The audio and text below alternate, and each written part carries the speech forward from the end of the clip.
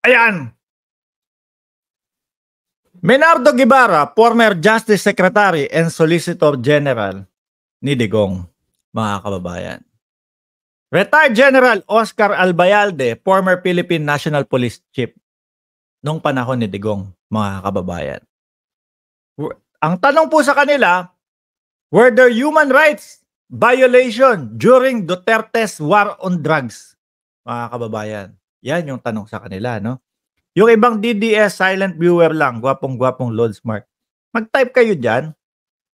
Type nyo na yung mga sinasabi nyong bangag. Ano ba naman yan? Pagka kayo napansin nung financier ninyo na hindi nyo itinatype yung salitang bangag, paano maiaabot yung 300 nyo o yung 200 ninyo? Buwan-buwan.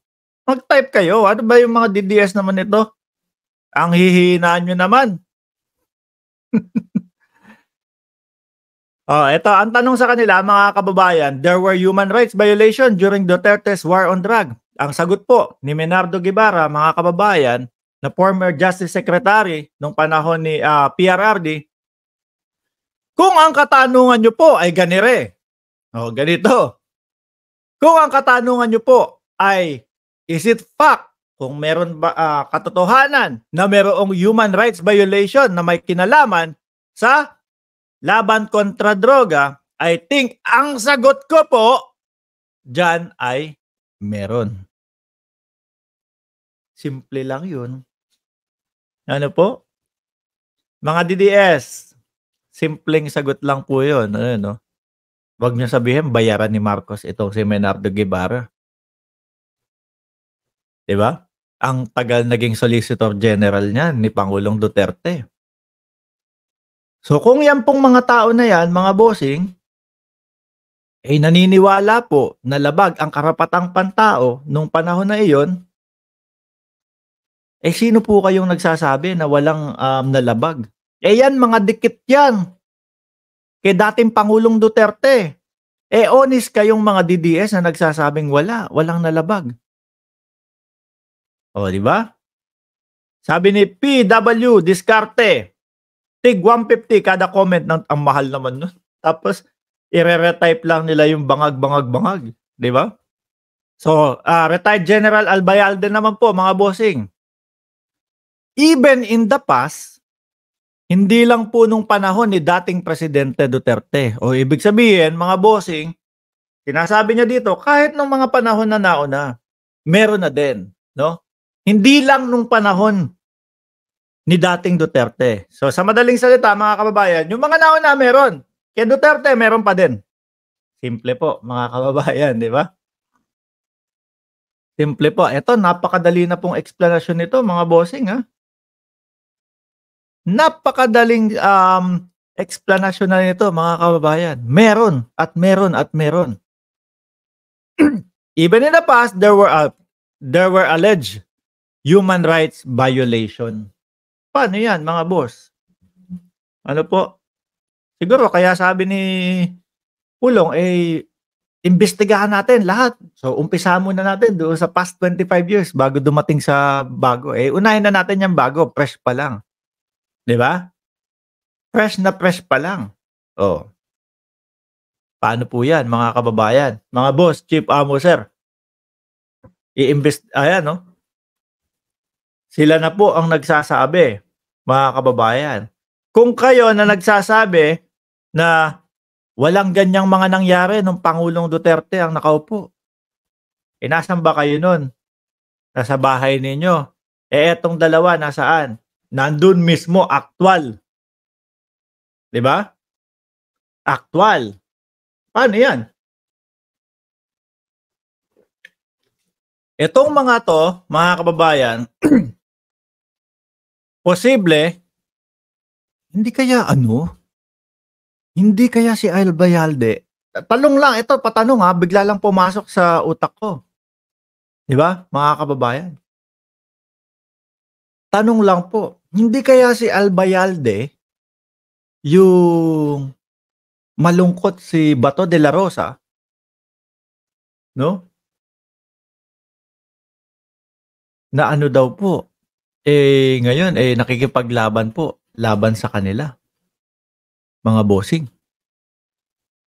Hindi po kaya iyon, mga kababayan, yung pinaparinggan ni God bless to you, sir. Dati, ganito ka, ganyan. Tapos, tinulungan kita na magstay dyan. Tapos, ngayon, isa ka na doon sa kumakausap sa ICC. Baka gustong malinis din yung kanyang pangalan, mga bossing. Diba? Baka gustong malinis din ang pangalan. Pagpasok ng ICC, sabi ng mga DDS, kailan ba kasi yan? Diba? Kailan ba kasi yan ang pagpasok ng ICC? Sabi ng mga DDS, ganun. Mag-antay lang kayo, biglaan niya eh. Ano?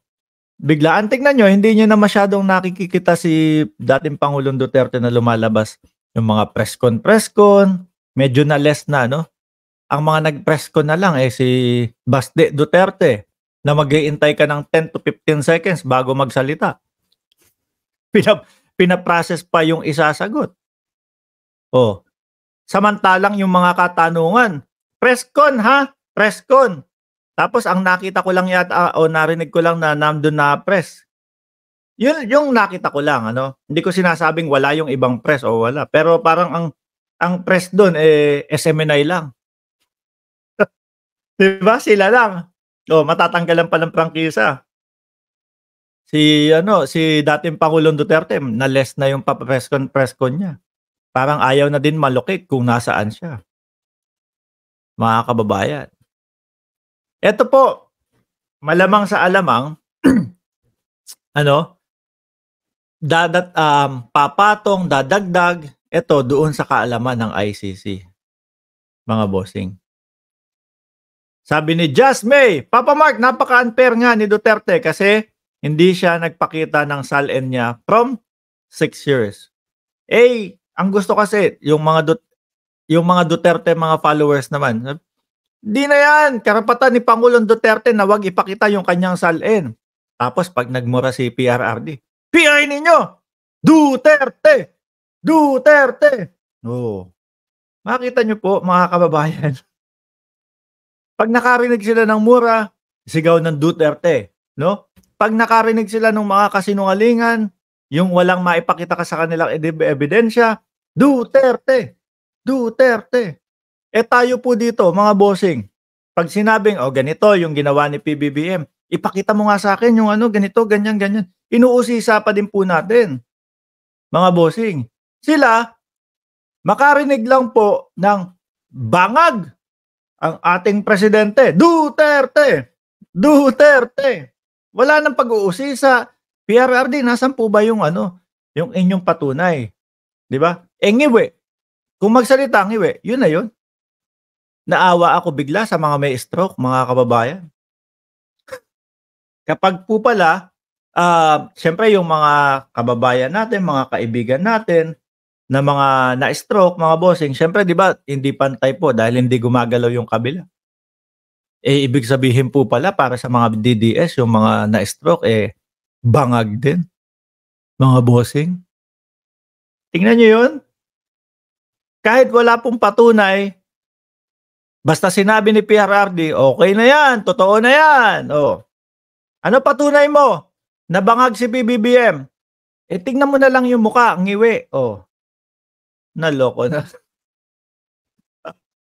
Ganun lang po. Ganun lang ang pagpaliwanagan sa kanila. Yun na po yun. Hala, oo nga, na-stroke, ngiwi nga. Di ba? Ganun lang po sa kanila yun. Mababaw na paliwanag. Wala nang ebidensya. Wala nang kung ano-ano pang cheche-boreche.